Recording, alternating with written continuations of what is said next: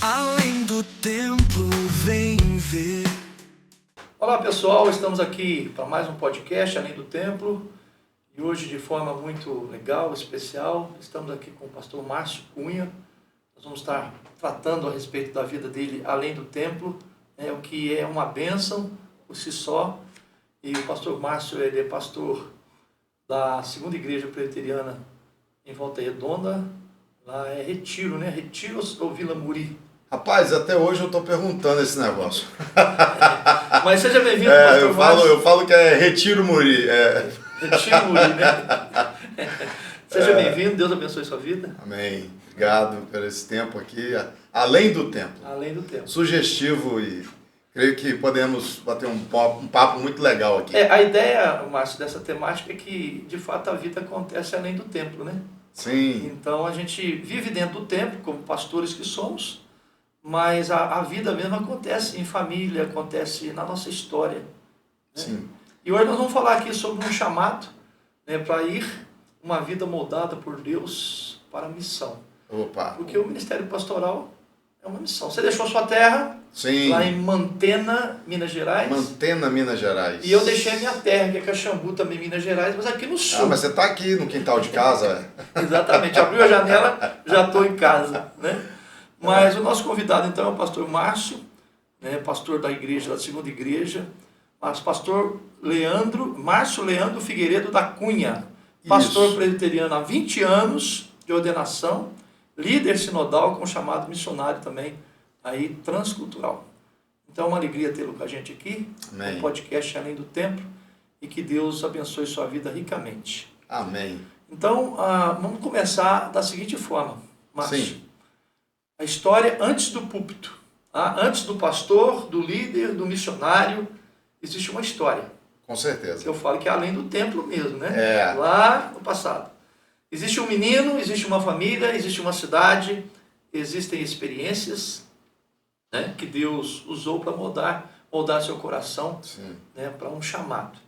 Então, como é que foi a sua infância lá em Mantena, Minas Gerais? Que tipo de cidade é Mantena que eu não conheço? Fala para a gente, dentro dessa pergunta, como foi sua infância, sua adolescência, seu convívio familiar, espiritual dentro de casa. As pessoas querem saber de tudo isso aí. Tá? E houve alguém, um pastor que, realmente um líder que marcou sua fé ainda lá cedo em Mantena, Minas Gerais? Conta pra gente. Bom, vamos lá.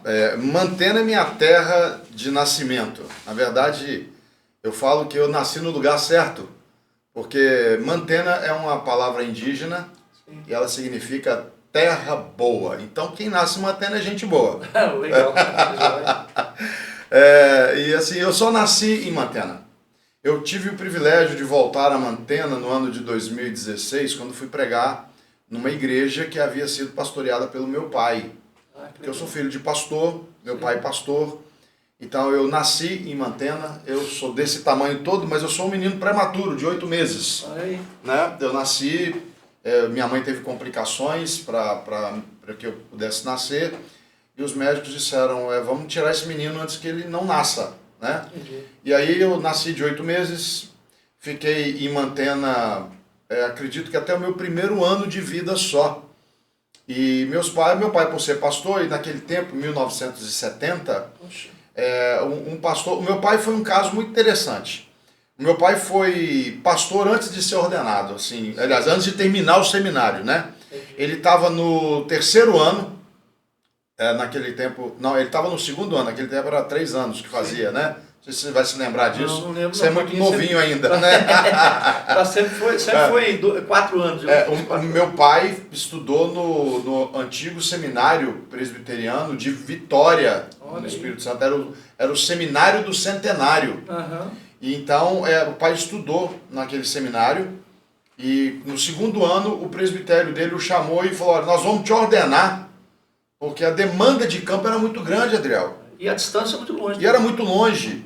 Então o pai começou trabalhando numa região e às vezes ficava 1 ano, dali tinha mais outras igrejas. Então, às vezes ele pastoreava num ano 4, 5, 6 igrejas. Eu não estou falando de uma igreja que tem 4, 5 congregações. Eu estou falando de 4, 5 igrejas, ou seja, 4, 5 cidades. Entendi. Então, tipo assim, às vezes eu nasci em Mantena, meu pai era pastor em Mantena.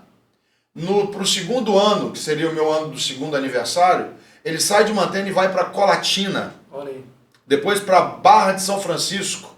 Foi um tempo que eu fiquei um pouco mais em Barra de São Francisco.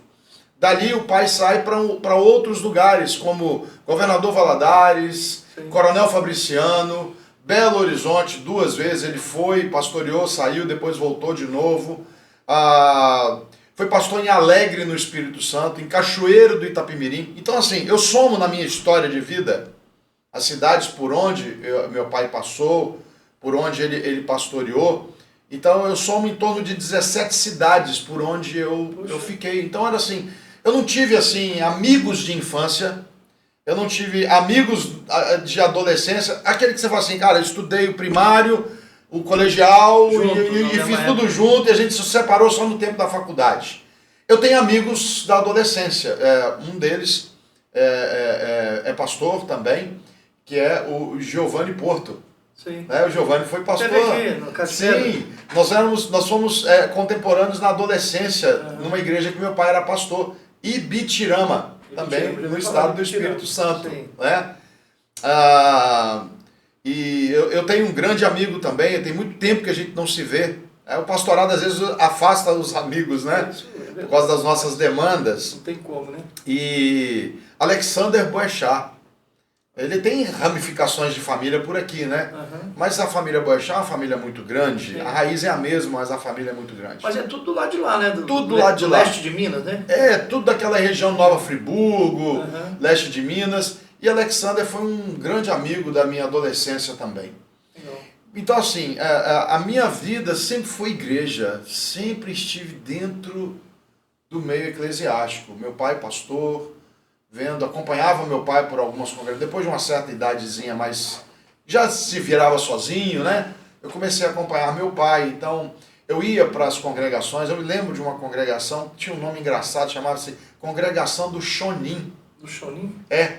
Do Chonim. De vida. Que fica naquela região próxima de Governador Valadares. É Chonim? Chonim. Chonim. As pessoas deviam ter Chonim. Não sei como é que era aquilo, não. Sabe que eu nunca procurei assim saber o que era o Chonim. Eu entendi que Chonim era um nome da localidade, um bairro, um apelido do local.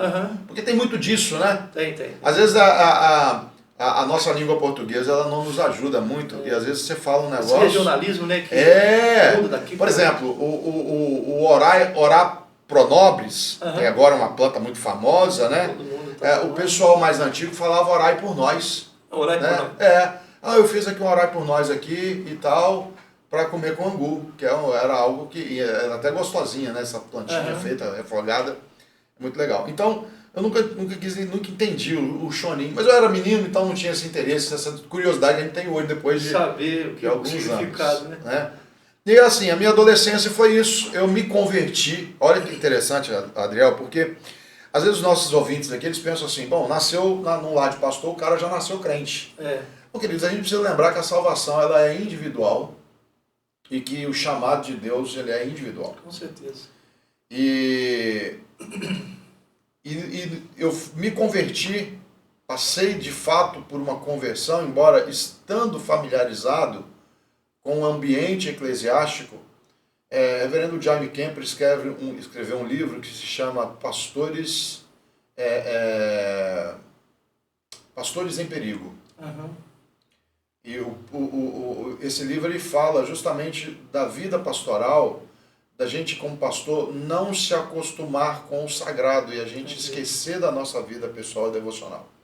Eu sempre vivi em ambiente de igreja, mas eu me converti aquele dia em que o homem é jogado no chão, você não percebe nada que está ao seu redor e apenas aquela voz que te chama de uma maneira assim tremenda e que você não tem outra forma de entender a não ser falar, é o poder de Deus que me jogou aqui, é o dínamos que me colocou nesse lugar, nessa situação de conversão. E dentro desse aspecto aí, né, quer dizer, toda juventude é um tempo de escolhas, né? Deve ter sido na sua adolescência ou juventude a sua conversão, a sua transformação?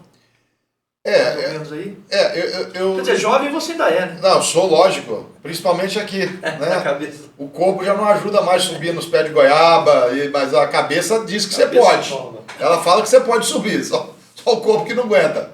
Mas assim, Adriel, eu tive uma experiência muito interessante com relação à minha ida para o seminário. No ano de 93 eu fui para o seminário, Uhum. em Campinas. E eu fiquei 6 meses. E naquela época eu trabalhava no banco. Então eu consegui que o banco me transferisse para Campinas, para eu trabalhar no setor de compensação de noite e estudar durante o dia. Só que meu coração, eu não quero isso. Eu não quero a vida do meu pai para mim. Uhum. Esse era o meu entendimento. Entrou em conflito. Entrei em conflito. Tranquei matrícula, vim embora. Você estava no SPS? Estava no SPS. Olha aí. Ano de 93. Entendi. Tinha 23 anos. Tranquei matrícula e vim embora. Menino ainda, 23 anos. Isso. Eu tinha 1 ano de casado aí. Você tinha 1 ano de casado já. Aí eu voltei, Não, desculpa, eu casei com 26. 26. Estava em namoro. Tinha 1 ano de namoro. Sim. Aí eu voltei do seminário e por divina providência, a minha transferência não havia sido efetivada. Durante 6 meses eu trabalhei em Campinas sendo pago pela agência do banco em Barra do Piraí. Entendi. O meu gerente de Barra do Piraí, ele queria me mandar embora por justa causa, por abandono de emprego. Na verdade, foi um erro administrativo do próprio banco, que não efetivou a minha transferência para Campinas. E aí a minha folha de pagamento continuava na agência de Barra do Piraí, mas eu prestando serviço lá em Campinas. E aí eu tomo a decisão, eu venho embora. E aí eu volto para o banco. Eu trabalho mais 7 anos. Entendi. E quando deu 7 anos, Deus ele fechou todas as portas. Entendi. Deus começou a colocar uma insatisfação, uma tristeza no meu coração. O banco já não me completava, o salário era bom, mas aquilo já não fazia mais diferença para mim. E aí eu entendi que não tinha mais jeito, eu precisava ir para o seminário. Eu precisava responder o chamado. Aí você pergunta para mim, mas quando é que é seu chamado? Meu chamado é desde o meu nascimento. Entendi. Eu fui chamado no ventre. Com 3 anos de idade, minha mãe me conta isso quando eu cheguei no seminário. Com 3 anos de idade, eu disse para os meus pais, numa conversa, eu não sei que conversa era aquela, porque uma criança de 3 anos, nem se você perguntar o que ela quer ser quando crescer, ela tem noção. Ela não vai saber. Ela não sabe o que é profissão. Ela não sabe o que é ser grande. Um dia eu vou crescer, eu vou ter que trabalhar, eu vou ter que fazer alguma coisa. E minha mãe então me contou que com 3 anos de idade, ela me ouviu eu dizer para ela que quando eu crescesse, que eu ia ser médico de almas. Olha aí. Né? Lucas. Um médico de almas. E ela entendeu que era um chamado pastoral. Meus pais nunca me incentivaram a ir para o seminário. Pelo contrário. Minha mãe sempre falou, mas senão você já está no banco, fica quieto aí. Sabia a Né? história, né? E aí, quando eu cheguei no seminário, eu larguei o banco, larguei um apartamento aqui, já estava morando em Volta Redonda, Aí você foi para Belo Horizonte, né? para Belo Horizonte. Quando eu cheguei no seminário, o meu quarto era menor do que essa sala sua aqui, talvez a metade dessa sala. Um beliche. Nicodemos, Denoel Nicodemos Zeller. Diverti. Denoel Nicodemos Zeller. Nossa, não é Belo Horizonte. É Seminário Presbiteriano SPR, né? DNE. Uma sigla gigante. Uma sigla gigante, né? Seminário Presbiteriano Reverendo Denoel Nicodemos Zeller. É isso mesmo. Foi um grande pastor ali na região. Era um homem de uma presença de Fantástico, né? eu não tive o privilégio de conhecê-lo, mas foi um homem que marcou aquela região ali de Minas Gerais e Belo Horizonte. Muito bem. A região de Mantena é uma região muito prolífera, né, para o evangelho. Lá tem muitas igrejas presbiterianas em especial. Né? Hoje tem. Mas região de Mantena, papai me contou uma vez que na noite que eu eu comecei a dar trabalho de parto para minha mãe por volta de 9 horas da manhã e eu fui nascer por volta de 10 horas da noite. Então, assim, minha mãe sofreu bem para eu nascer. Meu pai falou que na noite em que eu nasci, eles mataram 5 na cidade. Era uma cidade violenta. Era aquele tempo, né, dos coronéis, os donos sim. de fazenda. Fazia, acontecia. Acontecia, que eram mudava, impunes, que né? impunha as leis, eram os xerifes da cidade, né? Então, era uma cidade muito violenta. Então o evangelho ali, principalmente o evangelho na área do Espírito Santo, foi um evangelho muito perseguido. Aham. É bom a gente lembrar um pouquinho da história, que a igreja de Calçado, ela foi incendiada. Aí. Eles colocaram fogo nela, literalmente. E foi assim, então hoje o Espírito Santo é um estado que tem bastante igrejas. A região de Mantena, por exemplo, ali, é uma região que concentra um número bem razoável de igrejas. Entendi. O maior presbitério do Brasil hoje está em Cachoeiro de Itapemirim, Tá vendo? né, que é Espírito Santo. Uhum. Então, o meu chamado se deu na minha infância, bem tenra, com 3 anos. Quando eu vou para o seminário, na primeira crise do seminário, eu querendo voltar de novo para casa, eu ligo para casa, meu pai atende o telefone. Você foi para o seminário com 30 anos? Com 30 anos. Meu pai atende o telefone e fala, meu filho, minha porta de casa está sempre aberta para te receber. Uhum. Minha mãe escuta aquela conversa, na época não tinha celular, era no telefone. Telefone fixo. Eu estava no orelhão, ligando a cobrar para casa. E aí minha mãe escuta a conversa e pega o telefone da mão do meu pai e fala assim, o que está acontecendo aí? Eu falei, mãe, eu vou embora, não vou ficar aqui não. Isso aqui não é para mim. Ela falou assim, você renunciou. Entenda que a sua vida é vida de renúncia. Aquilo não fez muita diferença, não fez muito significado para mim, No momento. naquela hora. Mas com o passar do tempo eu entendi que a vida do cristão é uma vida de renúncia. Somos chamados a renunciar. Tudo por amor a Cristo. Porque nós vivemos num mundo, né, que é um sistema contrário a Deus, né? Sim. E se você não começar a renunciar realmente às coisas que há no mundo, como diz João na primeira carta, né? Sim. Você nunca vai ser um crente de verdade, um cristão de verdade. Sim. Porque o próprio Jesus, ele disse que aquele que toma a sua cruz, né? Preguei esse sermão. Tem que Preguei renunciar. Preguei esse sermão domingo agora na igreja. E preguei esse sermão ontem na Rádio 88. Beleza. E hoje estou falando dele aqui. Mateus 16, 24 e Lucas 9, 23. Uhum. Aquele que quer vir após mim, negue-se a si mesmo.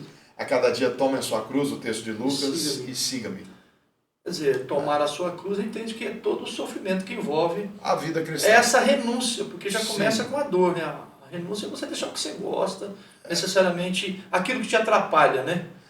E a renúncia não é só, talvez, nessa questão que você gosta ou que te atrapalha, mas a renúncia ali, você vê que Jesus ele começa dizendo o seguinte, negue-se a si mesmo.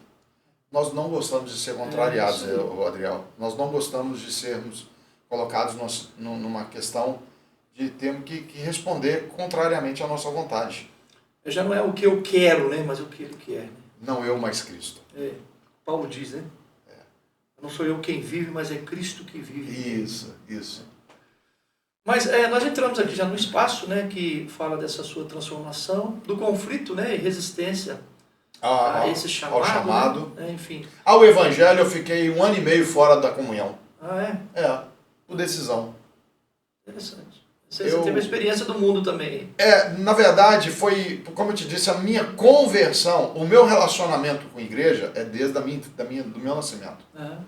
Mas a conversão, e é bom deixar bem claro para os nossos ouvintes aqui, né, que conversão não é fazer parte de uma igreja. Sim, claro.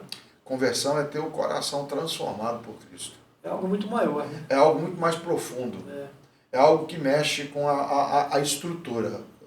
Mexe com o respirar, com o realizar, com o desejar. A conversão literalmente, eu gosto de lembrar que conversão é quando Deus te joga no chão. Exemplo de Paulo, né? Joga no chão e os seus conceitos são mudados a partir daquele momento radicalmente. Então, eu me converti, eu tive essa experiência. Eu não falo isso com orgulho, viu, Adriel? É bom deixar claro. A gente fala assim, eu tive no mundo. Não, eu acabei me desvencilhando da vida, aspas aqui, eclesiástica. Eu estava cansado daquele negócio de igreja. Eu queria saber o que era ter uma vida assim, aquele compromisso de ter que ir, porque eu ia porque era religioso. Eu ia porque meu pai ia. Embora já com 26 anos de idade, você já é mais ou menos assim, donozinho do seu nariz, né? Uhum. Naquele tempo, não 26, mas com meus 23 anos e meio, 24 anos, 23 anos e meio, porque eu fiquei 1 ano e meio fora. A maturidade masculina, ela demora mais para às vezes demora, né? Eu não sei se eu amadureci tanto. Esses dias eu ainda sou muito brincalhão, ainda gosto muito de levar as coisas bem de uma forma bem extrovertida, né? Eu falo que o pastor sério do púlpito, em casa eu sou muito brincalhão. Eu escondo da minha esposa, eu faço susto nela de vez em quando. Assim, eu brinco de luta com meu filho de 18 anos, a gente rola no chão. E às vezes eu pego ele lá e falo assim, agora você não sai daqui. A gente, porque assim, a gente tem aquela questão, como eu te falei, o além do templo, né? O pastor não tem só aquela vida ali que você vê no púlpito. As pessoas às vezes te olham lá no púlpito, né, ou na igreja como pastor, acham que você não faz o que elas fazem, né? Não tem outra coisa, né? Acham que você não faz o que elas fazem, ou que a maioria faz. Não somos seres humanos normais. Sim, então assim, tem toda essa questão. Então eu estive fora por 1 ano e meio, e a minha conversão se deu num domingo de carnaval. Eu estava em casa, rapidinho, porque a gente tem tempo, tem um cronograma, né? Eu estava em casa. Você que tem compromisso depois. Eu estava eu joguei para 3 horas da tarde hoje. Então a gente pode ficar à vontade aqui. Eu estava em casa num domingo de carnaval, e aí eu liguei, naquele tempo era videocassete, né? E eu aluguei 9 filmes para assistir. Maratonar mesmo. E aí eu fui vendo, na sexta-feira à noite, depois que eu já cheguei em casa, eu comecei a ver filme. Pá. E eu fui vendo filme. E aí chegou uma hora, no domingo, depois do almoço, que eu falei, cara, vou dar um tempo, né? Que já tô desde sexta-feira agarrado nesse negócio de filme. Eu já tinha visto aí... Fiz isso uma vez, e 2 dias vendo filme direto. Então, eu já tinha visto aí uns 4 ou 5 filmes. Eu falei, se eu ver tudo agora no domingo, eu ainda tenho segunda e terça para poder ficar em casa, eu vou fazer o quê? Aí eu liguei a televisão.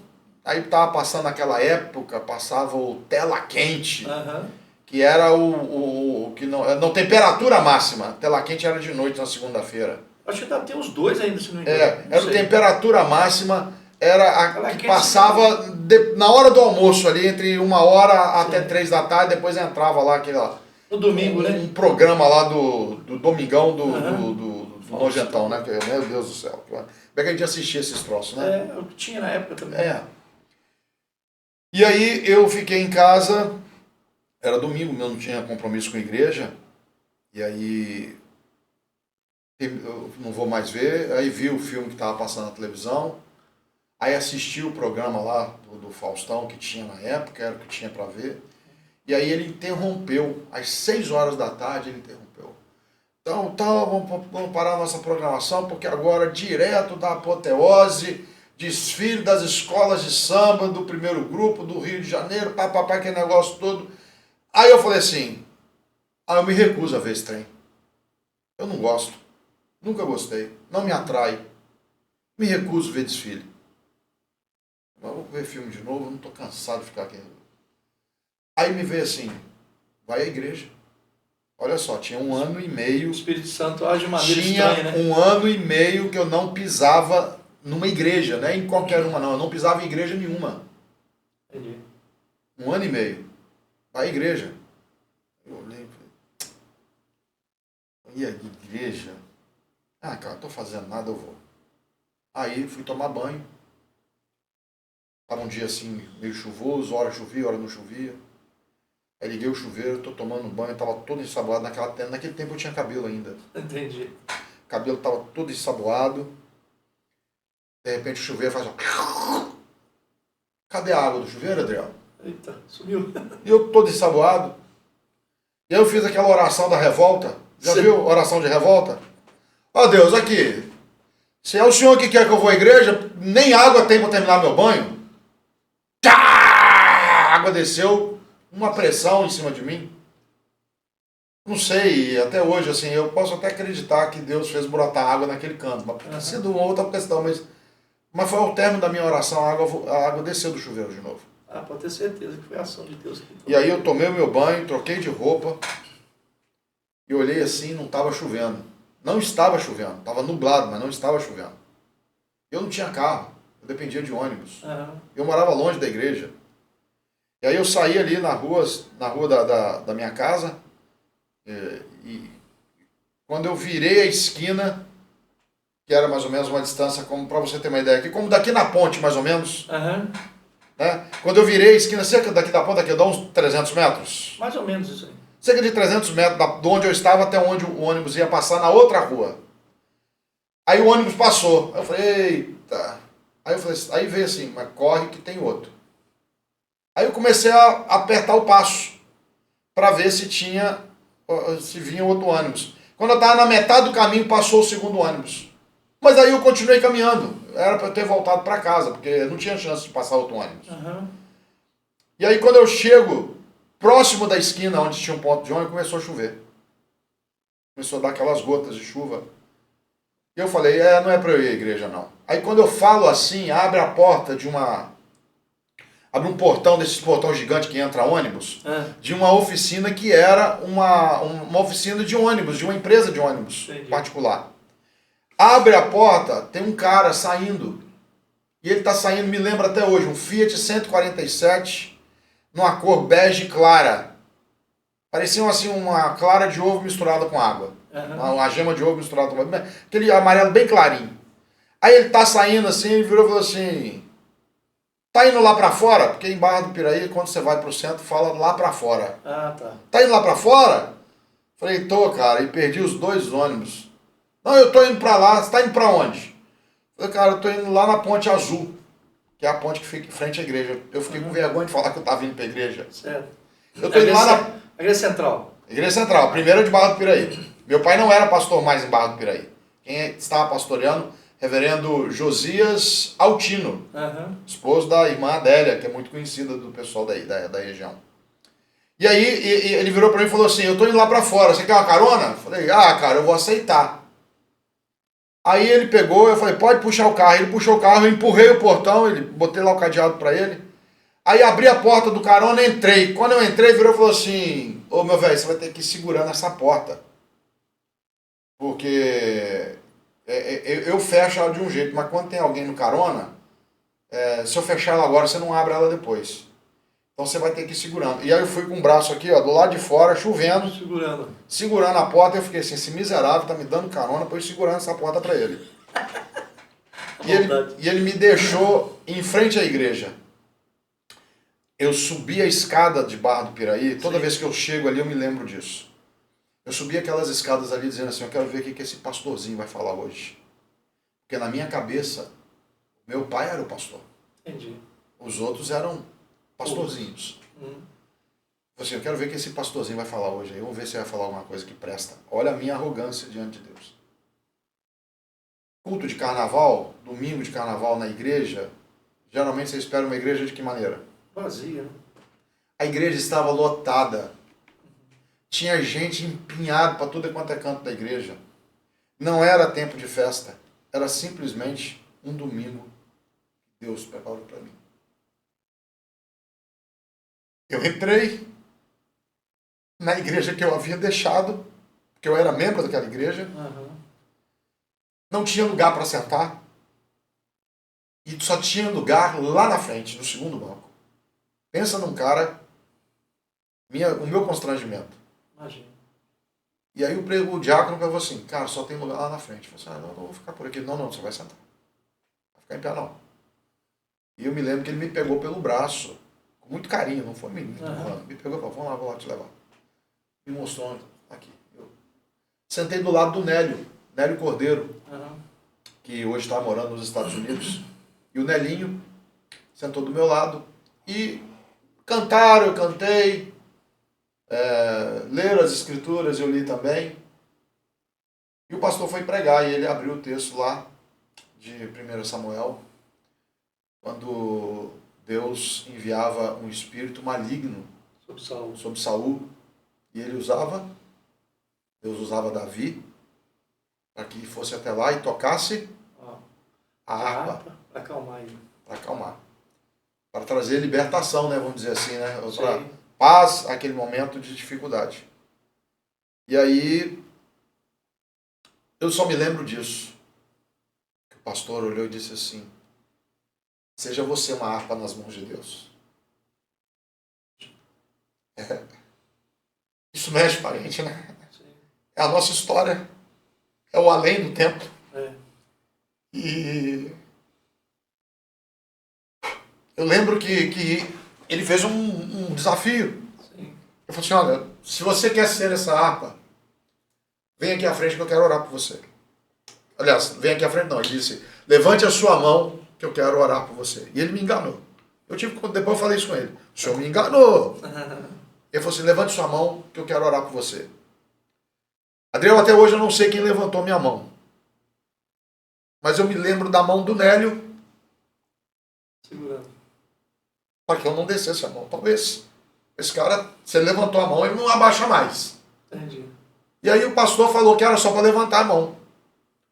No meio daquilo tudo ele vira e fala assim: eu queria convidar você que levantou a mão para vir aqui à frente. Aí eu lá no meu coração, assim, não vou de jeito nenhum. Sou filho de pastor, não preciso ir lá não. Eu sou convertido. Não preciso ir lá não. E quando eu abri os meus olhos, eu estava lá na cara do pastor. Uhum. E quando eu olho para o lado, não tinha ninguém comigo, era só eu.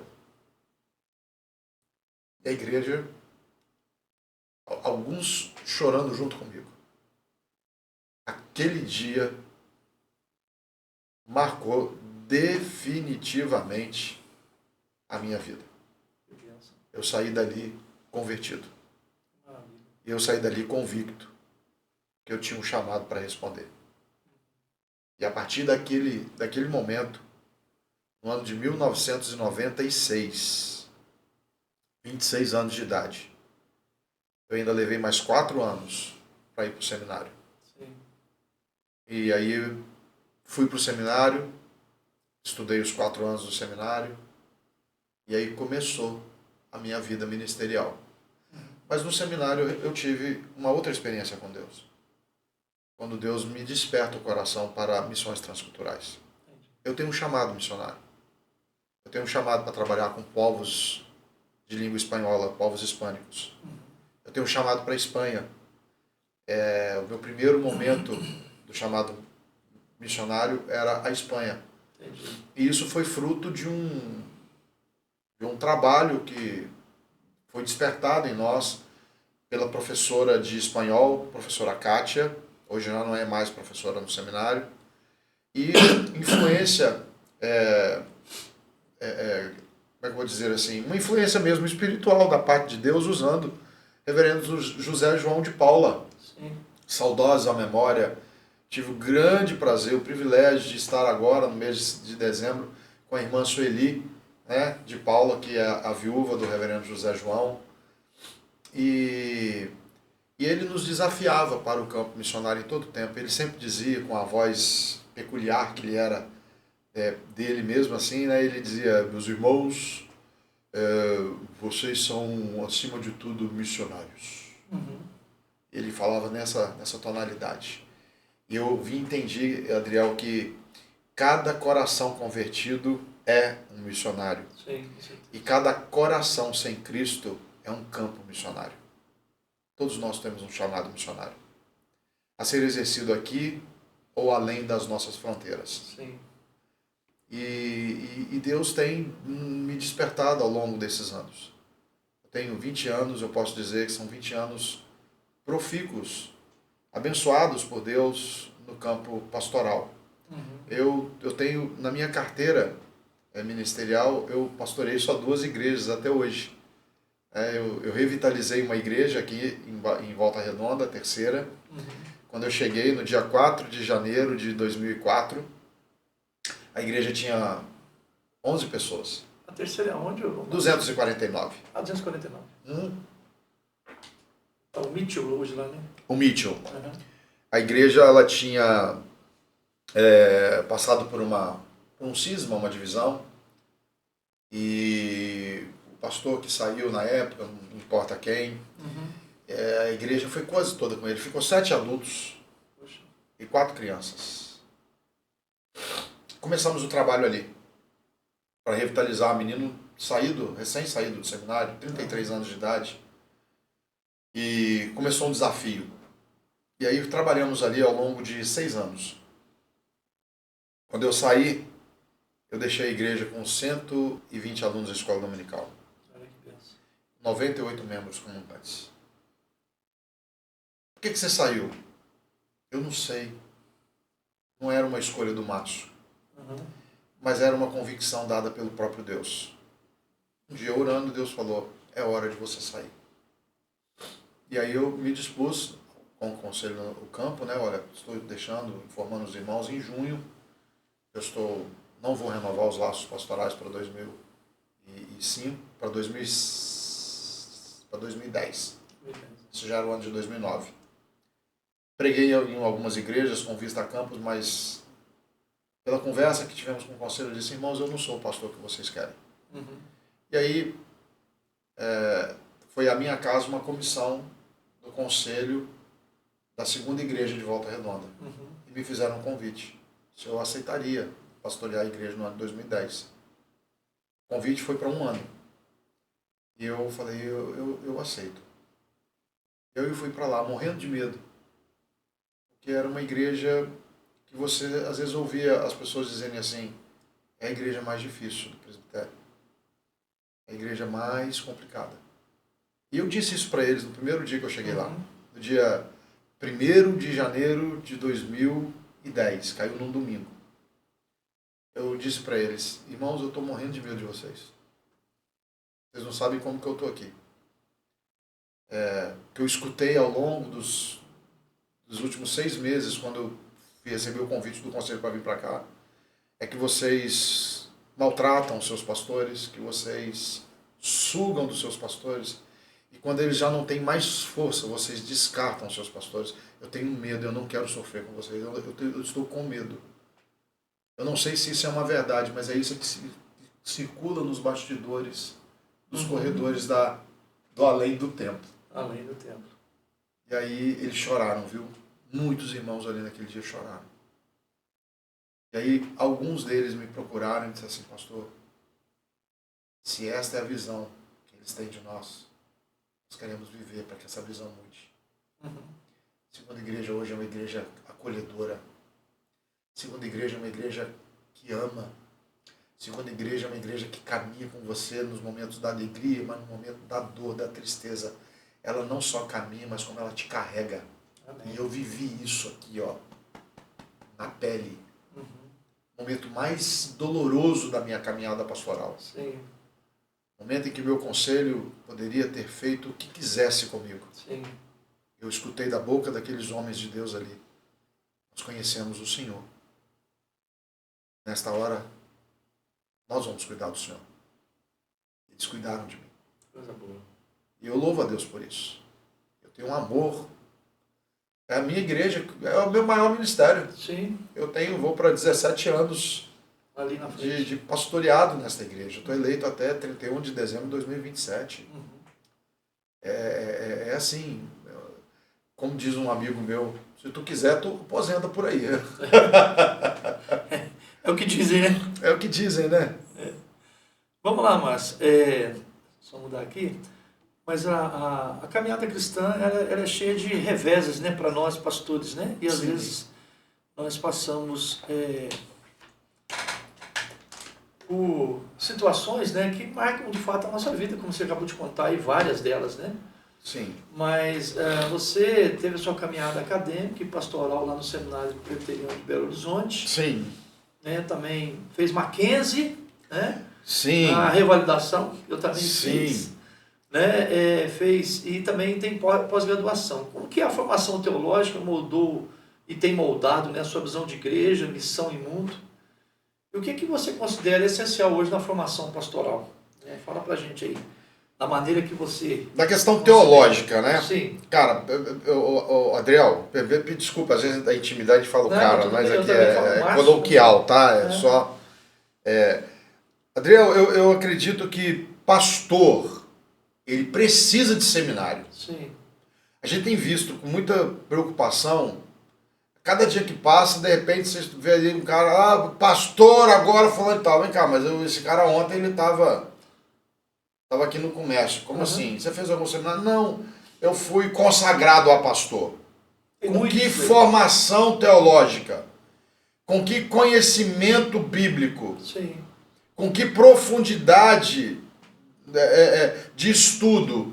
Porque se você não estudar as escrituras, se você não conhecer um pouco do grego, do hebraico, se você não conhecer um pouco de exegese, se você não fizer uma boa homilética do texto, você acaba dizendo coisas que a Bíblia não diz, afirmando verdades que não condizem com as escrituras. É verdade. Então assim, na questão de formação teológica, o pastor ele tem que ir para um seminário de idoneidade, um seminário que vá ensiná-lo as ferramentas para ele ser um bom pastor, para ele ser porque nós somos pastores, mas o lugar que mais pastoreamos a nossa igreja é o púlpito.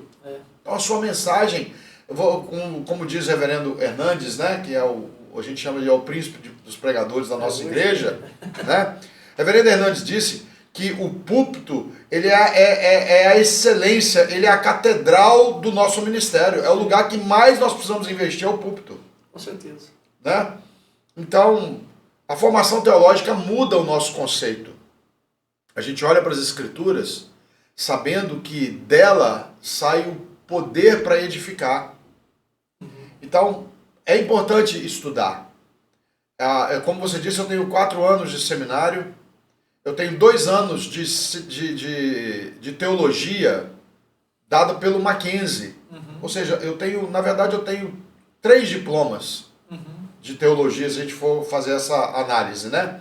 Eu tenho um diploma do Denoel Nicodemo Zeller, que é o diploma da nossa IPB, né, da nossa estrutura. Eu tenho o diploma do Mackenzie, de teologia do Mackenzie. Sim. E eu tenho o diploma de revalidação. E aí, depois da revalidação, eu fiz mais 2 anos em pós-graduação na área de revitalização e multiplicação de igreja, o RMI. E isso abre o nosso entendimento para a gente entender que a vida eclesiástica ou a vida pastoral, ela está além dos limites que nós conhecemos eclesiasticamente.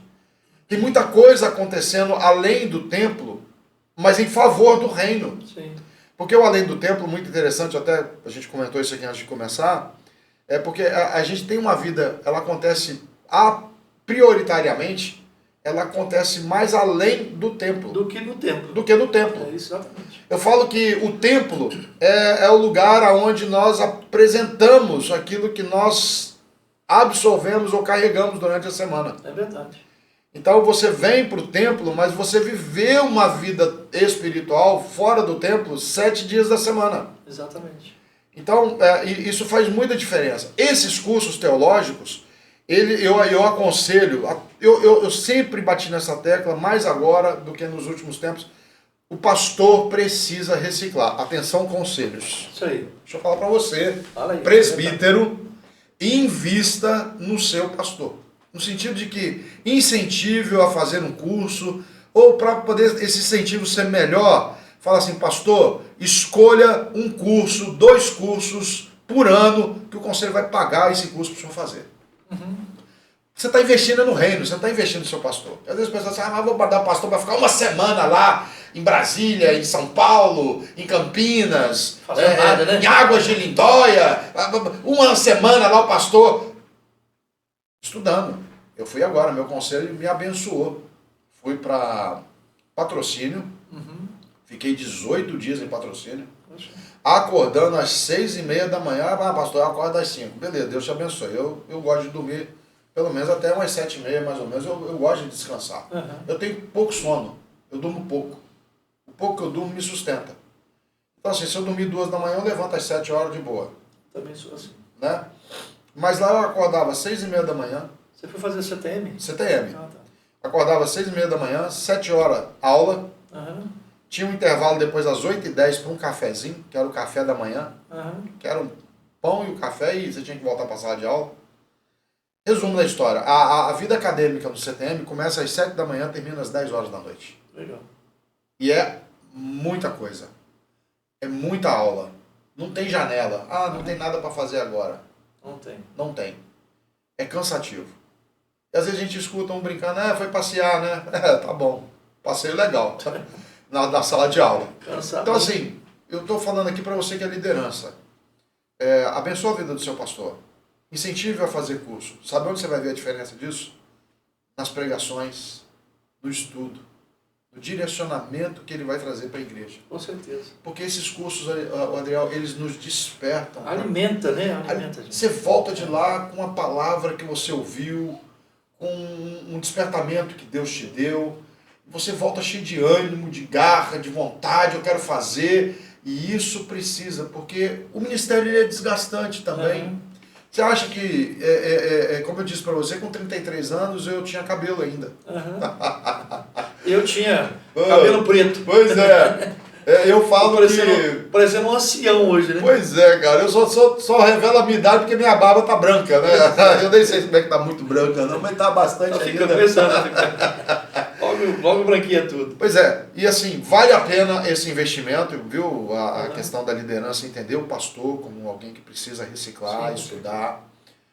E a minha palavra é essa, porque amplia a nossa visão de reino, o Adriel, acima de tudo. Não alimenta só o nosso coração para cuidar da igreja. Tem algumas pessoas, né, que acham que quem estuda muito, né, perde a piedade. Como equilibrar piedade, conhecimento teológico e prática ministerial, né? Dá uma dica dentro da sua experiência aí, né, para quem está ouvindo esse podcast. Equilibrar conhecimento teológico e vida espiritual. Vida espiritual. Vida devocional, né? Eu não consigo desconectar essas coisas. Sim. Eu vou até aqui aproveitar, né? Agora, já que você deu a deixa, aqui não, levantou a bola, eu vou cortar. Né? No CTM, nós tivemos uma aula fantástica. Pensa naquela aula que faz diferença na sua vida espiritual. Sim. Com o reverendo Gildásio. Gildásio Reis. Uhum. Hoje ele é capelão no Mackenzie, né? Sim. Pensa num homem piedoso, num pastor de pastores. E reverendo Gildásio, ele tocou numa área de nevralgia. Você sabe o que é nevralgia? Você sabe o que é nevralgia? Nevralgia é aquela água gelada que você toma e dói lá no seu dente. Uhum. Aquela dorzinha é a nevralgia, ou seja, expôs a raiz, expôs um momento dolorido. E ele tocou nessa questão. Ele diz, olha, muitos de vocês... Ele não afirmou, ele disse, muitos de vocês, pastores, não fazem a sua devocional diária, não deixam de ser crentes, mas estão mais preocupados em alimentar o rebanho do que alimentar a si mesmo. Aquele dia, eu olhei e falei, eu falho nessas coisas. Não se escandaliza não, viu, irmão? Você fala assim, ué, mas o pastor está falando que ele falhou na vida devocional? Não é uma falha na vida devocional. Nunca, o pastor não faz. É porque a gente tem atribuições eclesiásticas que envolvem a vida espiritual e a gente lê as escrituras para preparar um sermão e a gente pensa que aquela leitura valeu de devocional. Devocional é o seu tempo a sós com Deus. É quando você senta para abrir a Bíblia sem pensar num sermão para a igreja. Você pensa no sermão para você, pro seu coração. E aquilo me despertou. E aonde que eu fiz? Naquele dia, eu fui pro quarto, eu chorei diante de Deus, estava com a minha esposa, e eu falei para ela, o que você acha de eu criar um canal chamado Vida Devocional? Mas para que você quer criar isso? Porque isso vai me abençoar, eu vou poder abençoar outras pessoas. Sim. E eu criei o canal Vida Devocional. Que legal. O canal está no WhatsApp. É o link do WhatsApp que você acessa o canal, se inscreve, ativa o sininho. E de segunda a sexta, eu estava fazendo todos os dias, de 8 dias da semana, de domingo a domingo. Mas aí alguém me provocou. Do tipo, tá fácil, eu nem preciso mais procurar um texto da Bíblia para ler. Porque de domingo a domingo o senhor manda devocional. Eu falei, opa, peraí, eu não quero criar dependentes, eu quero despertar em você, o desejo das Escrituras. E aí agora eu faço de segunda a sexta. Sábado e domingo é por sua conta. Quem vai ter que colocar o feijão espiritual, o arroz espiritual no prato e se alimentar é você. Vai ter que buscar. Porque eu te dei uma dica de segunda a sexta. Então, de segunda a sexta, às 3 horas da tarde, entra uma devocional nova no canal e que você pode assistir, ela pode ler depois, a hora que você quiser. Eu dou a sugestão de uma música cristã para você ouvir, a fim de que você seja edificado. Legal. A fim de que você faça a sua Você devocional. faz em vídeo ou só áudio? Não, eu não faço áudio porque o áudio tem que baixar para o celular. Sim. Eu não faço em vídeo porque vídeo tem que baixar para celular. Aí eu faço ela escrita Tá. e eu ponho o link da música do YouTube. Ou seja, você não baixa, não vai Você pesar a sua memória do celular. Legal. Porque tem muita gente que fala assim, eu não vou porque fica baixando vídeo, fica baixando áudio, isso pesa meu celular é antigo e não roda mais direito. E aí eu faço ela escrita. Um texto breve. Pequenininho, prático, e nós estamos nessa semana terminando de meditar sobre as bem-aventuranças, Mateus capítulo 5. Maravilhoso. Muito bom. E aí depois a gente pode dar a dica aí, se alguém quiser. A Você gente dá o telefone aqui, você manda um zap para mim, eu te mando o link do canal. Muito bom. Já tenho 102 irmãos lá me seguindo. Bastante. É. Eu falo que nós temos uma igreja hoje física e uma igreja virtual. Virtual no sentido de estar conectado, né? Está conectado. Porque, na verdade, a maioria desses irmãos estão em contato físico com a gente também. Mas tem muita gente, por exemplo, que segue os meus canais aí nas mídias, porque eu virei um pastor midiático. Que legal. A minha igreja é muito maior fora do que dentro. Ah, Então eu também faço uma oração diária, né? Só que faço só em áudio. sim, né? sim. Ou lá umas gravuras, umas imagens, e tem uma boa participação. Mas constantemente, né? A gente está fazendo aqui, acolá alguma coisa. Sim. Mas vamos lá, vamos entrar na questão familiar, né? Como é que a sua família participa do seu chamado? Fala um pouquinho aí sobre sua esposa, Ana Helena, o apoio dela no ministério, se ela está junto com você nessas questões todas aí de chamado. Né? Aí eu vou deixar essa pergunta, essas 3 últimas depois. Tá, então rapidinho. A Ana Helena é uma bênção de Deus na minha vida. Sim. A Ana Helena, eu falo que a Ana Helena, ela me trata como um filho. Sim. Né? No sentido de que do cuidado. Se preocupa, em todo tempo quer me fazer ser agradado. Em todo tempo ela está sempre olhando para questões pessoais dentro de casa. Eu que falo que eu brinco muito com ela e às vezes eu a perturbo também. Mas quando eu chego para ela e falo sobre amor, eu tenho uma questão da vida eclesiástica missional. E eu falo para ela sobre campo missionário e ela olha para mim e diz, aonde você for eu vou. Eu digo, se formos um dia para fora do país, você tem que deixar sua mãe, seu pai, são idosos. Sim. A gente pode estar em algum lugar, talvez distante, receber uma notícia ruim e não dá tempo nem de chegar. E ela falou para mim e disse assim, mas sendo de Deus, Deus vai nos consolar nas nossas tristezas. Sim. Eu falei, mas tem lutas, estabilidade econômica, a gente perde tudo isso. E aí, há 2 semanas atrás, eu ouvi ela dizer para mim assim, Deus que sustenta aqui, sustenta lá. Então eu tenho uma parceira missionária. Eu tenho uma mulher com o coração na obra. Glória a Deus por isso. Um beijo para você, viu, meu amor? Eu diria que isso talvez a parte mais importante, né? Você não faz a obra sozinho, né? Não faz. Não faz. Você tem um filho também, o Samuel? Samuca. Como é que é o seu relacionamento Meu com ele príncipe. no contexto pastoral? Meu príncipe. O príncipe. Quando eu abro o coração para Samuel e toco nessas questões, ele fala um negócio para mim que mexe muito comigo. Sim. Né? Samuel hoje ele mora com a mãe dele, né? Frequenta a igreja com a mãe dele. É uma igreja não de viés reformado como a nossa. E quando eu abri o coração para ele, porque eu precisava falar com meu filho, né? Meu pai tem um chamado missionário. E ele falou para mim assim, de onde? Eu fui e contei toda a questão que envolve, né? Para ele.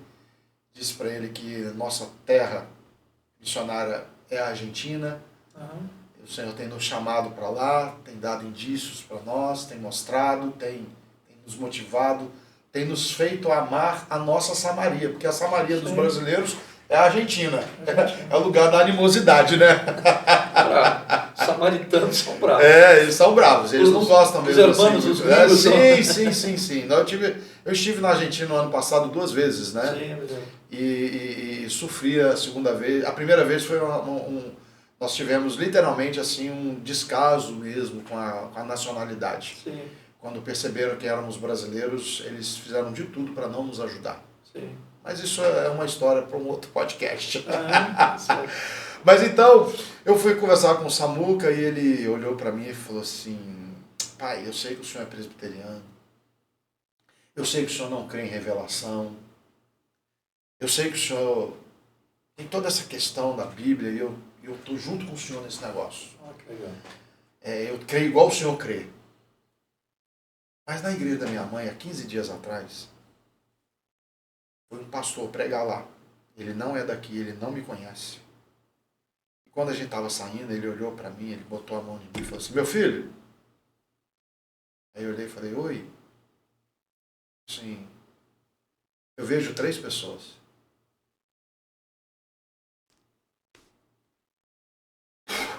É difícil. São coisas que é Deus agindo além do tempo. Sim. Esse pastor disse para ele assim: 3 pessoas fazendo missões. Eu não sei quem são os 2, mas você é o terceiro. E aí ele chega para mim e fala: pai, você só está indo na frente. Porque eu creio que Deus vai me enviar também. Olha só. Então, Surpresa maravilhosa, né, Márcio? e assim, ele quer fazer medicina, Aham. é o sonho dele, ele quer ser médico.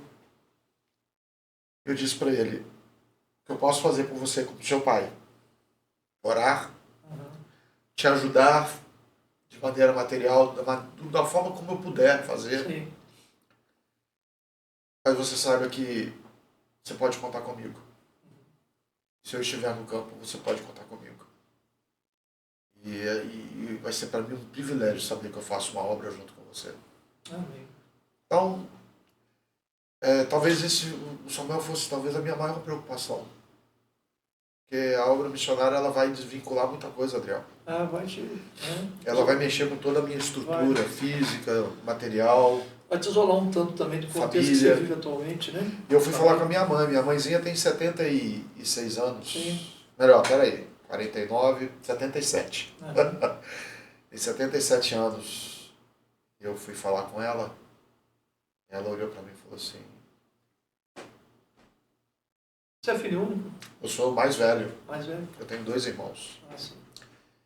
E ela olhou para mim e falou assim: tem como competir com Deus, né? Ela falou aí. Falou com sabedoria. Não tem como. É. Não tem como. Alguns momentos muito especiais. Minha mãe lá no seminário disse: a renúncia. Eu vim entender isso mais próximo agora. Abrir mão de tudo, Adriel. Quando Jesus fala, negue-se a si mesmo. É só cruz. Negar a si mesmo é abrir mão de si mesmo. Com certeza. O tomar a cruz é saber que a vida cristã ela não é mar de rosas, como diz a teologia da prosperidade. Sim. A vida cristã é uma vida de caminhos curtos, de caminhos estreitos, caminho de espinhos, mas são caminhos que nos conduzem à glória de Deus. A teologia da prosperidade fala o contrário, né? Fala o contrário. A Não é teologia, isso. a teologia da prosperidade, ela acha que a vida cristã é um caminho de glória, só de benefícios. Mas a cruz é um caminho de lutas. Se fosse Jesus, não teria dito: no mundo passagem por aflições, mas tem de bom ânimo. E se você olhar bem o texto tanto de Mateus como de Lucas, Jesus está dizendo para os seus discípulos: se você quer vir, ele não disse que você tem que vir. Se você quer vir após mim, Negue-se a si mesmo. negue-se a si mesmo. Começa por aí. E negue-se a si mesmo vem antes de tomar a cruz, né? Exatamente. Mas o que você diria, Márcio, para pastores, né, colegas que lutam, né, para proteger a família no ministério e também tem esse chamado, né? Como você, às vezes, né, não estão tão dispostos assim a abrir mão de tudo, a renunciar a tudo por causa do chamado. O que você diria para esses pastores? Querido, vai chegar a sua hora. Porque Não tem gente competir com Deus, né? Não, vai chegar a sua hora. Se é de Deus esse negócio, se é de Deus o seu chamado, eu digo para você, Adriel, porque eu louvo a Deus por isso, porque Deus não chamou só João, Deus não chamou só Pedro, Deus não chamou só Oséias. Se você pegar esses 3 personagens aqui, um do Antigo Testamento e outros 2, Deus não chamou só Isaías, né? Você vê que cada um deles, eles exerceram o chamado em proporções diferentes. Uhum. E é assim que Deus faz. Talvez você, pastor, que está relutando no seu coração aí, quanto a um chamado específico de Deus para você, querido, só confie, descanse e vá. Não tem que sepultar os mortos, como Lucas diz no capítulo 9. Os mortos. Deixa os mortos sepultar os seus mortos. Você vai e prega o reino de Deus. E aí uma questão, né, entendendo dessa forma, né, a missão como um desdobramento do chamado, né, vamos dizer assim. Sim. O chamado foi lá atrás, né? Sim. Em que momento o seu chamado pastoral expandiu se expandiu, tá? Já havia, né? Já havia. Restrito. Mas se expandiu esse seu chamado missionário transcultural. E como é que Deus começou a inquietar o seu coração? Você já falou em linhas gerais, mas tá. seja mais específico, né? Tá. E qual que é a necessidade missionária que você enxerga hoje? Acho que é para onde você vai, né? Ou você está desejando ir, né? Argentina. É a Argentina. Tá, mas vamos lá. Ano de 2024. Sim. Eu estava no melhor momento ministerial. Sim. Você estava na crista da onda. Ok. Tinha sido eleito em 2023 presidente do nosso sínodo. Estava lá. Estava lá. Eu me lembro, você falou um negócio para mim, você talvez não se lembre, mas eu vou talvez provocar a sua memória aí. Fala lá. Quando eu fui eleito, naquela reunião do sínodo, você chegou para mim e você falou assim, eu sabia que você ia ser eleito. Eu falei assim, para mim era uma grande surpresa. Uhum. Para mim foi uma grande surpresa. Aí você falou assim, mas Deus já tinha falado comigo que você tinha. Você testificou isso para mim logo após a eleição, porque eu fiquei desconcertado. No meio de grandes tubarões ali, que você mesmo já foi presidente do nosso sínodo, não foi? Fui vice-presidente. Vice-presidente do nosso sínodo. E assim, vocês já tiveram lá, os tubarões que eu digo, porque os caras que já estão acostumados a nadar naquele mar, e eu ali, peixe pequeno, chegando ali, falando... Umas experiências boas. Isso, e aí eu começando, nervoso, a reunião, e toda hora um fazendo inserção, entrando no que eu estava falando, não é assim, desse jeito. E eu falei, irmão, só um minuto, deixa eu tentar, eu preciso que vocês tenham paciência comigo. E aí, naquele momento ali, em 2024, eu estava vivendo um auge do meu ministério. Eu tinha acabado de passar por uma eleição, eu tinha recebido convites de igrejas de fora, querendo que eu fosse pastorear igrejas de São Paulo. Teve uma igreja de Minas Gerais, de Contagem, que ventilou meu nome para eu poder ir para lá, um igrejão de Contagem. Ventilaram meu nome e eu estava no ano da eleição pastoral na segunda. Sim. Eu, como eu disse no início aqui, eu amo aquela igreja. Meu compromisso ali com aqueles irmãos. E eu aceitei concorrer a uma eleição na igreja. Uhum. E eu fui eleito, Adriel, depois de 14 anos, eu fui eleito com 80% de votos. Sim. Talvez, a gente olhando para os colegas do nosso sínodo, tem colegas que a gente sabe que foi eleito, mas bateu 55, 60, 70, talvez até mais do que isso. Talvez mais, bateu 90. Mas depois de 14 anos... É muito tempo. É muito tempo. Ao longo de 14 anos você faz bons amigos, mas também você acumula aqueles que são a sua resistência. Eu não acho que é ruim a existência deles. Porque a resistência, ela te provoca a melhorar. Com certeza. Né? Tá? Então, nessa questão, no auge dos 80% eleitos, eu fui abatido por uma tristeza profunda. Sim. Eu não conseguia me alegrar na minha eleição. Eu não entendia por quê. E aí eu orei. E minha esposa começou a me perceber dentro de casa e falou, você está triste? O que está acontecendo? Nada. Não, está acontecendo alguma coisa. Você está muito calado, você não é assim. Uhum. Porque eu escondo, eu dou susto na Helena, eu brinco com ela, eu provoco. Então assim, ela notou que eu estava diferente. O que está acontecendo? Nada. Não, não é possível, tem alguma coisa errada. Eu aqui dentro, triste. Coração apertado. Como é que eu falo para ela que eu não estou... Essa alegria que todos têm por eu ter sido eleito, o que está acontecendo comigo? E aí eu fui orar para Deus, olha, eu preciso que o Senhor me ajude, eu quero ter alegria. Os meus colegas que oraram pela minha eleição tiveram, quando eu disse, fui eleito com 80%. Eles, o cara, tu vai aposentar aí. Por que eu não estou alegre? O que está acontecendo, Deus? E aí, Adriel, não é revelação, mas é a ação do Espírito Santo. Abrindo a caixa, tirando o projeto, mostrando para você assim, literalmente, é aqui, ó. Você se esqueceu? Alabança era o meu projeto lá nos 6 primeiros meses do seminário. Nossa. E eu sonhei, literalmente, com as letras grandes, douradas, escritas na minha frente, mais ou menos na altura de 1,5 metro cada letra, cor de ouro, e só isso, alabança. O caso não é Z, é com Z, mas se fala Sá, alabança. E o que é alabança? É louvor. No meu projeto lá era alabança, levando louvor aos meus irmãos hispânicos. Eu acordei leve. Eu acordei sem tristeza. Chamei a Ana Helena e falo para ela, e ela então me responde aquilo que a gente já falou aqui. E aí começamos todo um processo, levantar documentos, ver possibilidades, pedindo confirmação para Deus em todo tempo. Sim. Confirma. E, por divina providência, nós queríamos ir para a Espanha.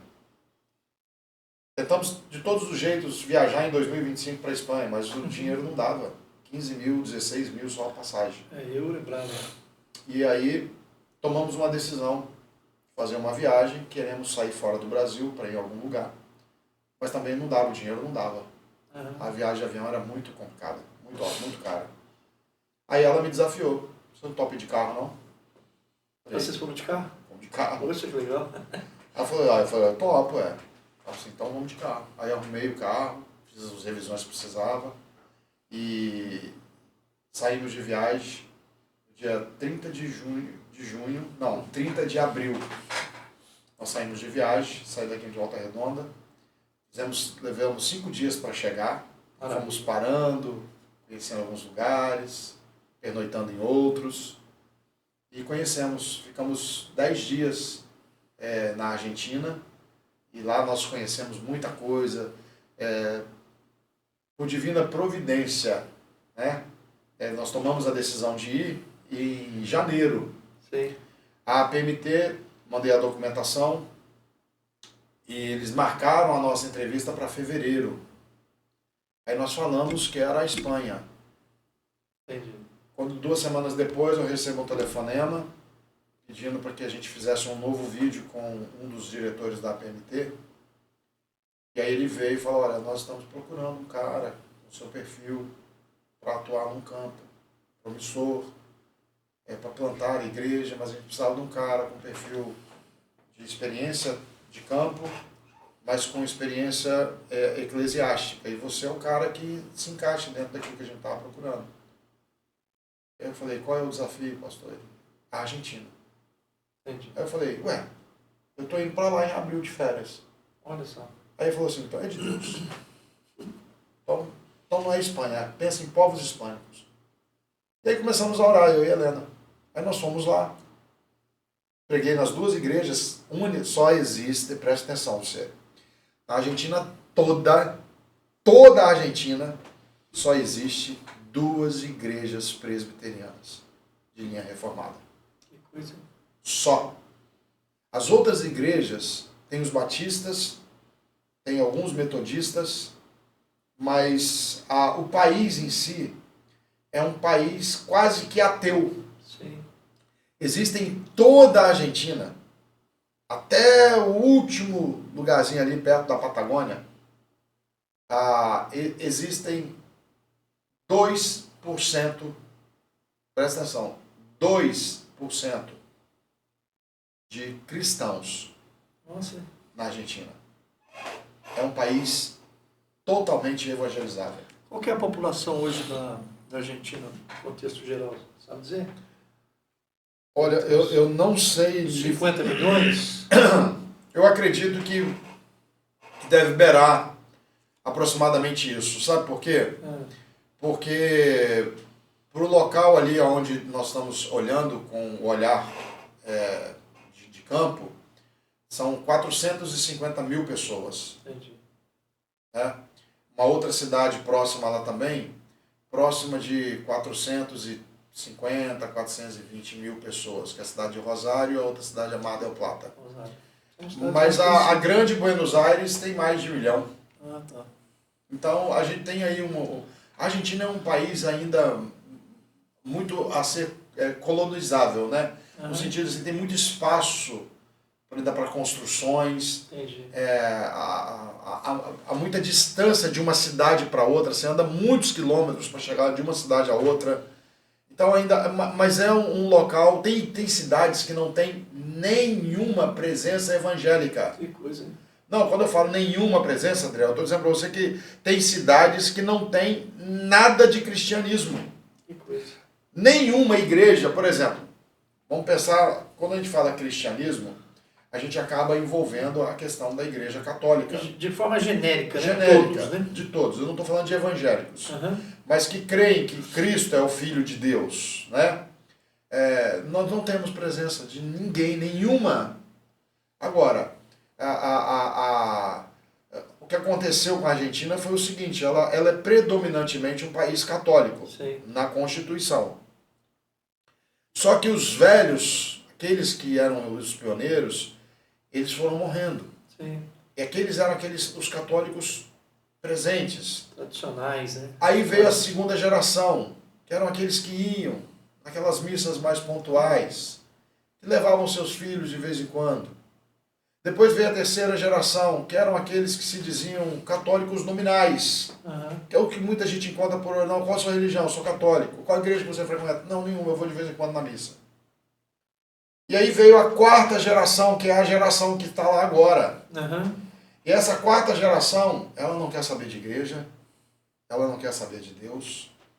Dificilmente você vai ouvir um argentino dizer para você assim, Deus te abençoe, ou você dizer para ele, Deus te abençoe, e ele retorne para você dizendo amém. Lá eles não falam isso. É um povo que está muito próximo do ateísmo. Da não crença na existência de Deus.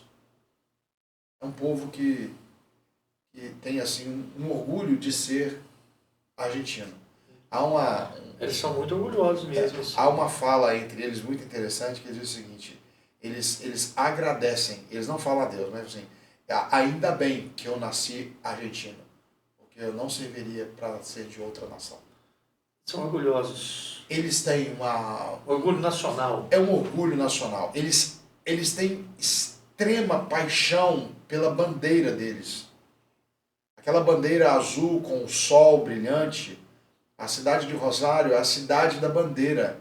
É onde começou a Argentina. Então, aquela cidade para eles é um marco da história.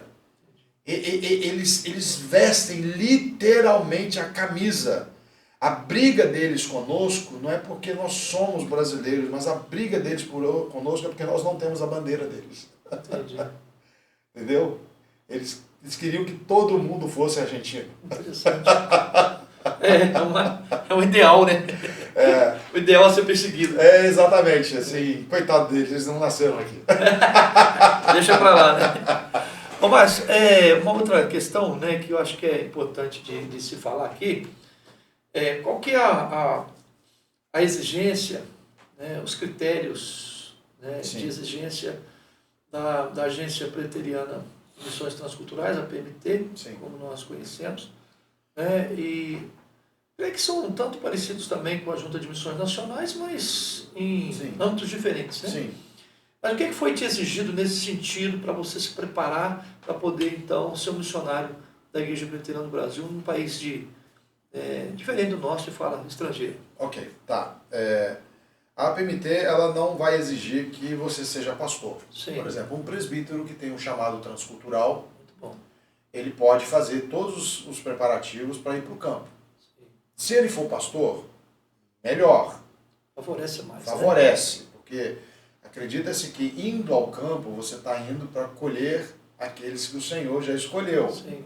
Temos o texto lá de Apocalipse, né, capítulo 5, que ele comprou com seu sangue todos aqueles que procedem de toda tribo, língua, povo e nação. Então, há eleitos do Senhor em todos os lugares do mundo, em todas as tribos, em todas as nações, em todos os povos, em todas as línguas.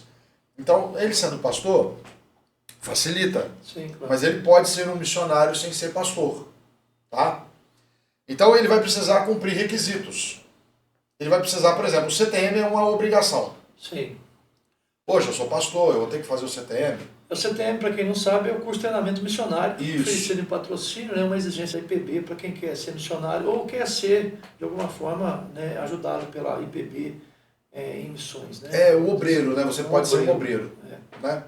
Então, por exemplo, na PMT você é obrigado a fazer os pré-requisitos. É um curso chamado CFM, Centro de Formação Missionária. O CFM acontece em São Paulo e uma vez por ano, em módulo optativo, né? Você pode fazer 4 módulos em Recife. Sim. Durante 30 dias, 4 módulos. Sim. Eles vão fazer com você um cada semana. São 18 módulos, hoje são 18 módulos, que você faz, alguns você consegue fazer online, parece que são 4, e os outros são presenciais. Tá? No caso de você casado, a esposa é obrigada a fazer 4 módulos. Sim. São módulos obrigatórios para o cônjuge. Entendi. Pensemos que a esposa de alguém tenha o chamado missionário e que ele vai, então, abraçar o chamado da esposa. Porque nós temos missionárias. Sim, né? com certeza. Nós temos, por exemplo, a Simônica, mas o Mauro. A Simônica é a missionária da PMT. Sim. O Mauro é o marido, que acompanha a esposa por Uma campo. situação inversa, né? Inversa. Geralmente é o homem. E aí, por isso que não tem exigência de ser pastor, porque como que faz com as nossas mulheres, né? Que não são ordenadas pastoras nem oficiais de igreja. Então, a exigência é fazer o CFM. A exigência é fazer o CTM. Ele não abre mão disso. São os 2 requisitos básicos. E é lógico, você não chega assim lá e fala, tá aqui a minha Bíblia e eu vou ser missionário, vou fazer os cursos e vou para o campo. Não. Você vai passar por uma entrevista. Um processo primoroso de... É um processo que eu posso afirmar, para nós que não estamos dentro de São Paulo, é um processo que leva de 3 a 4 anos. Entendeu? Tem que ter a paciência necessária e o esforço também. E a convicção do chamado. Porque... E agora me ocorreu um ponto nevrálgico aqui na nossa igreja. Vamos lá. A questão da mulher, né? O papel da mulher. Você falou da missionária, Simônica, né? E como é que fica, né? Ela sendo missionária da IPB, um campo, né? Onde, por exemplo, hoje a ideia aí, nós temos problemas no nosso presbitério, até no nosso sino em relação a isso, porque foi mal entendido, mal interpretado os posicionamentos do Supremo Conselho. Vai voltar. Daqui uns dias. Não, vai voltar, que eu digo, a matéria volta a pleito novamente. Viu? Sim. Há indícios de que documentos estão sendo elaborados, estão chegando, porque nós entendemos a importância e o papel da mulher na obra missionária. Sim. Tem lugares que as mulheres elas têm mais oportunidade de fazer o abordamento missionário do que nós que somos homens. Por exemplo. E tem que entender essa realidade, né? Não Sim. adianta a gente querer forçar uma situação, né? Sendo que, na verdade, né, o número de mulheres na igreja é maior do que o número de homens, né? Sim. E se considerarmos o trabalho da SAF em geral, não estamos falando aqui, é claro, da mulher assumir a liderança da igreja, nem também favorecendo a questão da ordenação feminina como pastora, como presbítera, diaconisa, que a IPB também ainda não adotou, né? E, enfim, mas é pensar melhor essa questão, né, dentro da necessidade. Sim. A Simônica, por exemplo, ela está em Marco Paz, juntamente com o reverendo Wilton, lá na Argentina. E o trabalho dela é específico com as crianças. Olha aí. Então ela está como uma missionária de apoio à igreja local. Onde ela não é a pastora, onde ela não é a pregadora, onde ela não é a responsável pelo trabalho, mas onde ela está somando forças com um pastor local e trabalhando numa área específica da igreja. Então ela trabalha com as crianças e ela trabalha com as mulheres. Juntamente a esposa do reverendo Wilton trabalha com os adolescentes. Então tem espaço para a mulher dentro da obra. Com certeza. Nós não podemos fechar essa porta. Achar que não eu não sei quantos que vem esse podcast, mas a gente tem que deixar aqui bem claro, que como igreja nós reconhecemos plenamente a importância e a contribuição da mulher para o avanço da obra local e da obra missionária. Sim, com certeza. Nós temos mulheres que fizeram grande diferença no campo missionário e estruturaram trabalhos que hoje são trabalhos que estão ainda desenvolvendo e já criando novos outros campos de trabalho, fruto do trabalho de uma mulher piedosa que entendeu o chamado de Deus. É isso aí. Bom, vamos chegando aqui ao nosso final, Márcio, né? Depois de uma longa caminhada. Se você tivesse que resumir sua caminhada em uma frase, né? Eu sei que é assim de momento, né? Mas qual seria essa frase? Eu vos escolhi para que vá e deis fruto. E o vosso fruto permaneça. E o vosso fruto permaneça. João 15:16. Mas uma frase que fez grande diferença para mim, Adriel, eu acho que pode ser que isso faça diferença para a sua vida. Você que está me ouvindo, presta atenção. Não é sobre fazer a obra de Deus. Porque eu faço a obra de Deus, você faz a obra de Deus, o pastor Adriel faz a obra de Deus. Mas é sobre fazer a obra que Deus quer que você faça. Aonde que Deus te quer? Você já fez essa pergunta, Adriel? Ainda a gente faz de outras formas, né? Tem medo de fazer a gente, né, Adriel? Porque no dia que você fizer essa pergunta, Senhor, onde é que o Senhor quer que eu Pode esteja? mexer com toda a estrutura aí. Mexe no tabuleiro, Senhor. Tira a peça do lugar e põe onde o Senhor quiser. Porque eu não quero só fazer a tua obra. Eu quero fazer a obra que o Senhor quer que eu faça. Isso mudou muito o meu conceito. Muito a minha cabeça. E me deu grande direcionamento e coragem para fazer o que estou fazendo. Para muitos de vocês que estão vendo aqui, é uma surpresa. Mas não é surpresa no reino. Ele já sabia. Deus está no controle, né? Amém. Bom, que palavra pastoral você deixaria para a igreja hoje? Especialmente para a sua igreja local, mas para a igreja de uma forma geral, que outros verão, assistirão esse podcast. Né? Uma palavra final sua, né? Encerrando aqui a nossa conversa, nosso bate-papo, Márcio. Tá bom, então vamos lá para a igreja. Queridos, em primeiro lugar, ame a sua igreja. Ame o seu pastor. Ele não é perfeito, mas ele precisa ser acolhido por você em todo tempo. Ore pelo seu pastor. A oração da igreja, ela sustenta o ministério pastoral. Então, ame o seu pastor, ame a sua igreja, ore pelo seu pastor, invista em missões. Eu falo em investir em missões. Eu não estou falando de dinheiro somente, não, porque a obra missionária ela se faz com ofertas. Sim. É uma frase muito conhecida no nosso meio: missões se faz com os pés dos que vão, com os joelhos dos que oram e com as finanças dos que contribuem. São 3 pilares que sustentam a obra missionária. Então, se a sua igreja ainda não investiu em missões, não criou ainda uma secretaria de missões, crie uma secretaria de missões na sua igreja, uma secretaria que vai orar pelos missionários, uma secretaria que vai se envolver com a obra missionária, que vai saber das dificuldades de um campo missionário, talvez desafiar você, pastor, a fazer uma caravana e visitar um campo missionário. Não precisa ser fora do Brasil, não. Há campos missionários, Adriel, dentro do Brasil. Muitos. Há campos missionários transculturais dentro do Brasil. Nós temos aqui perto, aqui em Angra dos Reis, tribos indígenas. Sim. São pessoas que eles têm outra cultura, outra língua, outros costumes, e que precisam ser alcançados também pela palavra de Deus.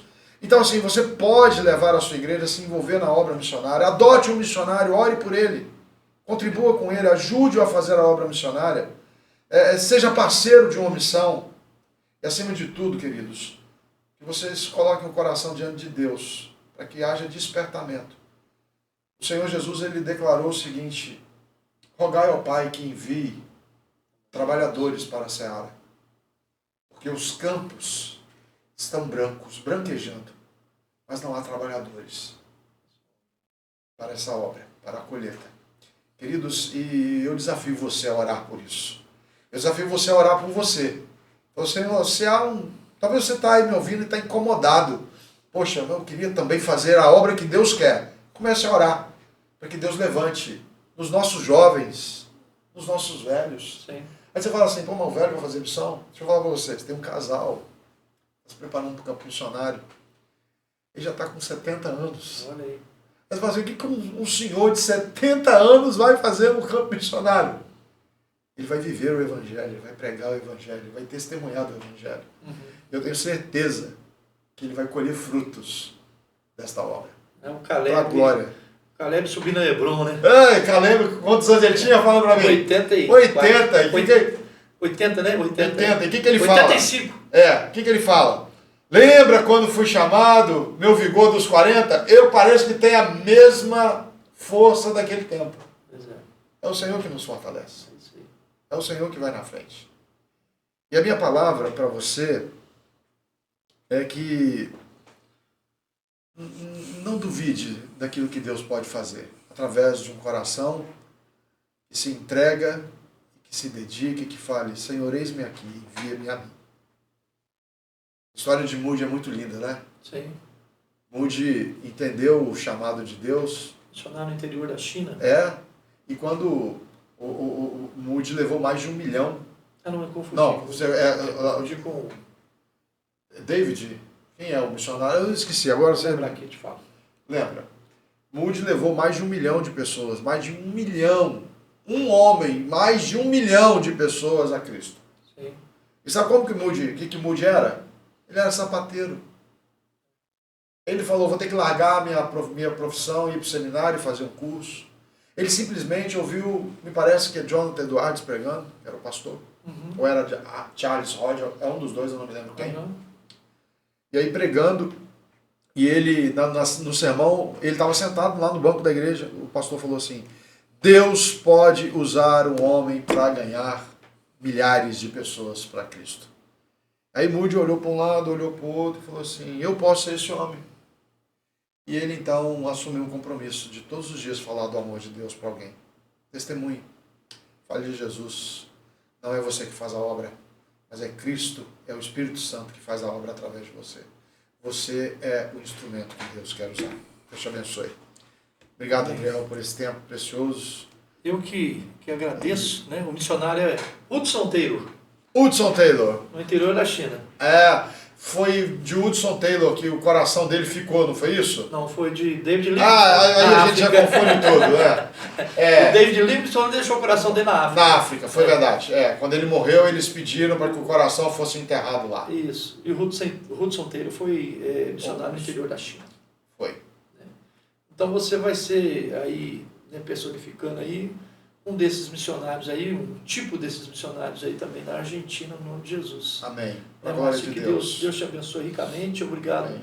por ter estado aqui nessa conversa, né, um termo que a gente gosta de usar, né, profícua. Ah, benção Essa de Deus, conversa né? maravilhosa. Desculpa, a gente chora, né? Porque faz parte. a gente fora do templo, além do templo, a gente chora, a gente ri, a gente se A emociona. gente vive. E aqui, assim, eu me sinto aqui hoje, assim, desnudo daquela visão ao pastor da igreja chegou. Aqui acontece isso. Aqui é o coração aberto e é por isso que a gente às vezes chora não é por tristeza, não é por dúvida, mas é por convicção. Sim. Né? E é bom quando a lágrima vem da certeza. Apesar da perda, das perdas que vão acontecer naturalmente por causa do campo, é a paz que invade o coração. Como alguém já disse, né, não tem lugar mais seguro para ser estado que no centro da vontade de Deus. Isso faz toda a diferença. Aí muda tudo. Muda tudo. Então, né, Deus abençoe. É aquele negócio, eu estou desesperado, mas eu estou em paz. Você falou isso. Amém. Então, Deus abençoe, Márcio. Né? Um forte abraço a você que vai assistir esse podcast no momento aí seu, né, propício. Que Deus abençoe. E é assim que acontece além do tempo. Né? Essas histórias todas contadas aqui pelo Márcio são experiências além do tempo. O nosso momento sagrado, solene, é no templo, com irmãos, com a igreja, na presença do Senhor. Mas a nossa vida também sagrada acontece além do templo. E louvado seja o nome do Senhor, que nos guia tanto aqui quanto lá, para a sua glória. Forte abraço para você e até o próximo episódio aí no nosso podcast Além do Templo.